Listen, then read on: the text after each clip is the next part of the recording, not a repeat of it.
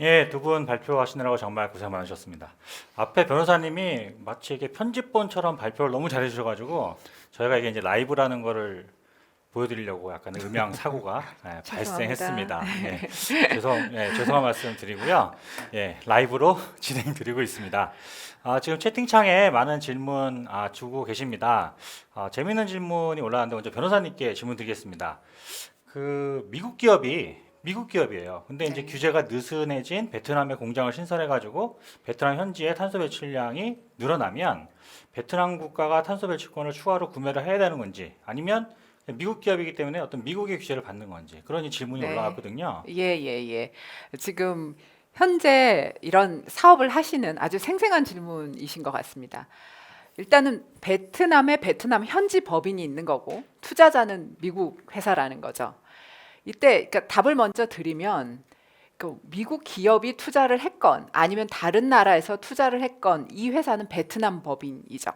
그래서 이 베트남 법인에서 만든 제품이 예를 들어 거기서 베트남에서 만든 게 철강이다, 알루미늄이다. 그래서 이게 미국에 만약에 다시 이제 미국으로 수출을 하려고 한다, 미국으로 들어가려고 한다라고 하면 미국 제도에 따른 탄소 국경세를 내야 될 것 같습니다. 그런데 미국으로 가지 않고 베트남에서 만들어 가지고 한국에다가 판다 그러면은 전혀 상관이 없는 것 같아요.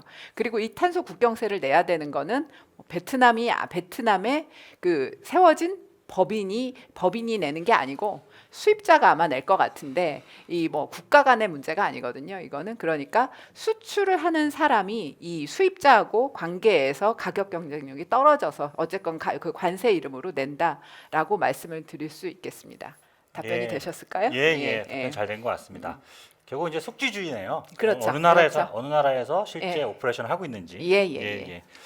두 번째 질문은 아까 뭐 잠깐 언급해 주셨던 것 같은데 다시 한번 명확하게 설명해 주시면 될 것 같습니다. EU의 시밤, 수도폭탄보다 무섭다는 예. 시밤의 대상국에 우리나라도 포함이 되는지요? 네, 포함됩니다. 이게 이후에 수출하는 모든 국가 마이너스 면제 국가인데 우리나라 면제 국가가 아니기 때문에 포함됩니다. 네. 예, 그러면 지금 또 이제 질문 주신 게 이제 탄소 국경세 쟁점 해결을 위해서 우리나라 대응과 이슈가 궁금합니다라고 하는데 우리나라 정부가 이거에 대해서 인지하고 있고 열심히 지금 하고 있죠? 그럼요. 예, 열심히 하고 있습니다. 지금 아까 간단하게 말씀드렸는데 조금 더 상세하게 자세하게 말씀을 드리면 일단은 우리나라에서는 이게 지금 저 EU에다가 어떻게 얘기하냐면 우리나라도 ETS 제도가 있다. 그러니까 우리도 탄소 배출 비용, 규제 비용을 부담하는 나라다라고 어필을 하고 있고요. 면제해달라라고 요청을 하고 있습니다. 그런데 뭐 사실 면제까지는 안 될 것 같아요. 그러면 이제 감면을 위한 양자 협정을 맺어야 될 텐데 정부에서 현재 그런 노력도 하고 있는 걸로 제가 알고 있습니다. 네. 예, 마지막으로 하나만 더 질문드리겠습니다, 변호사님께. 지금 EU 규제 아까도 말씀해 주신 것 같은데 EU 네. 규제에 제품 생산할 때 어떤 직접 배출에 대한 거는 과세를 지금 하는 것처럼 네. 말씀을 주셨는데 네네. 어떤 뭐 간접 배출, 네. 외부 에너지라든가 또는 이제 공급망 상에서 제가 또 탄소를 굉장히 많이 쓴 거를 부품으로 또 해가지고 그렇죠. 또 뭔가 또 맞습니다. 만들 수 있잖아요. 예. 그런 규제에 대한 계획이 있는 건가요?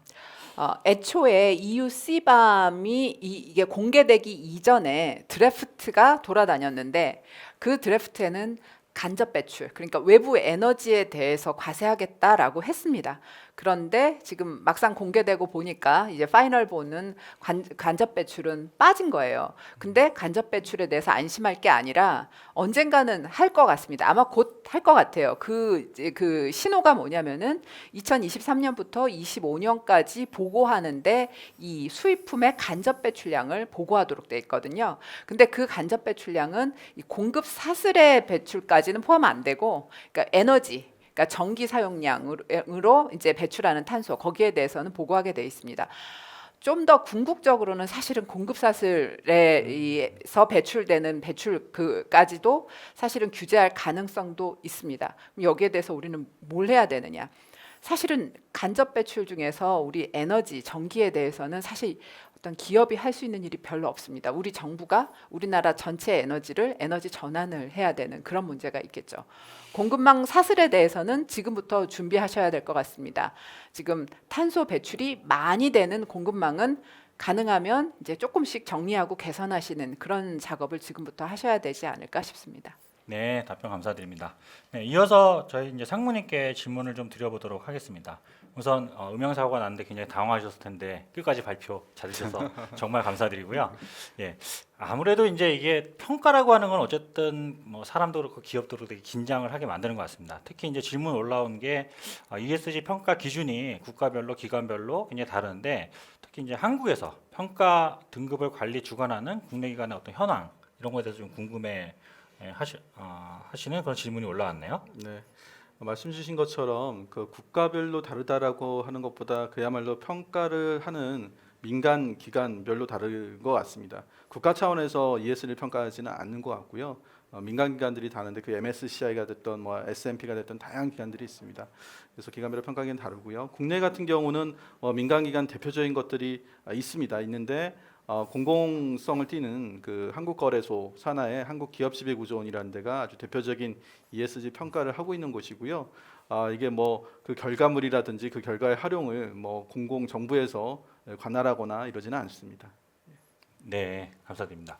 그 ESG 정보 공시 제도 관련해서 기업, 투자자, 정부 다양한 주체의 어떤 이해관계가 막 엮여 있을 것 같습니다. 근데 이런 상황에서 기업에서는 뭔가 이제 대책을 수립해야 되잖아요. 그 수립할 때 어떤 초기 대책 어떤 게 있을지 그런 또 질문이 올라왔거든요. 정보공시와 관련해서 기업에서 초기에 대책을 수립하실 수 있는 부분은 초기에 예산을 많이 확보하는 겁니다. 예산이 확보되면은 그 다음부터 이렇게 늘리고는 쉽지가 않기 때문에 정말 초기에 예산을 많이 확보하는 게 가장 현실적인 대안입니다. 그리고 우리 기업들이 특히 이제 산업이 있을 텐데 모든 정보 공시가 산업마다 동일한 건 아닙니다. 그래서 반도체 산업 또는 화학 산업 또는 뭐 철강 산업별로 어떠한 지표에 좀 더 집중해서 공시를 해야 되는지를 좀 면밀히 좀 분석하시고 그 지표 중심을 앞서 말씀드렸던 여러 가지 좀 의미 있는 뭐 재무 수치화되는 그런 정보 공시를 할 수 있는 준비를 하시면 좋을 것 같습니다. 네, 감사합니다. 아까 그또 특이했던 부분이 그 이 공시 대응을 잘하기 위해서 홈페이지 활용을 네. 잘 해주십시오라고 하는 네. 또 말씀이 있으셨습니다. 네. 그 부분을 조금 더 설명 네. 부탁드려도 될까요? 홈페이지 활용 같은 경우 저희가 해야 된다는 건 알고 있는데 기업에서도 현실적으로 하는 게 쉽지가 않습니다. 홈페이지 하나 고치는 게 되게 어려움이 있어요.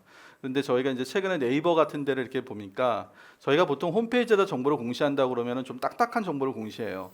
뭐 방침, 정책 뭐 이런 것들을 공시하고 하는데 네이버의 사례를 보니까 뉴스레터를 공시하는 것처럼 방침도 굉장히 편하게 풀어서 공시를 한다던가 여러 가지 지금 활동이나 성과나 또는 계획들이 편하게 올라가고 있습니다. 그래서 매우 적시성도 높고요.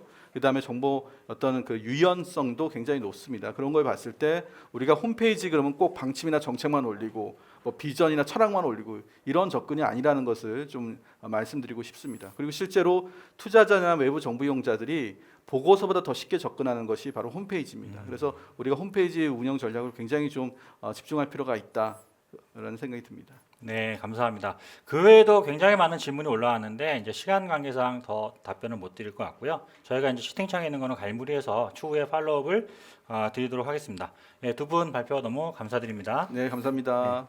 네, 이어서 국내외 ESG 사례를 공유하는 시간을 가져보도록 하겠습니다. 한국에서 ESG를 가장 잘하려고 열심히 노력하고 있는 우리 SK그룹, SK CNC의 제조 전략 기획 그룹의 김지선 매니저님이 또 발표를 진행해 주실 거고요. 그다음에 글로벌 사례로서 또 글로벌에서 또 최대 화학회사죠. 그러면서 또 ESG에 굉장히 또 많은 노력을 하고 있는 바스프의 컨트리 디벨롭먼트 팀의 김영민 부장님께서 사례 발표를 해 주시도록 하겠습니다.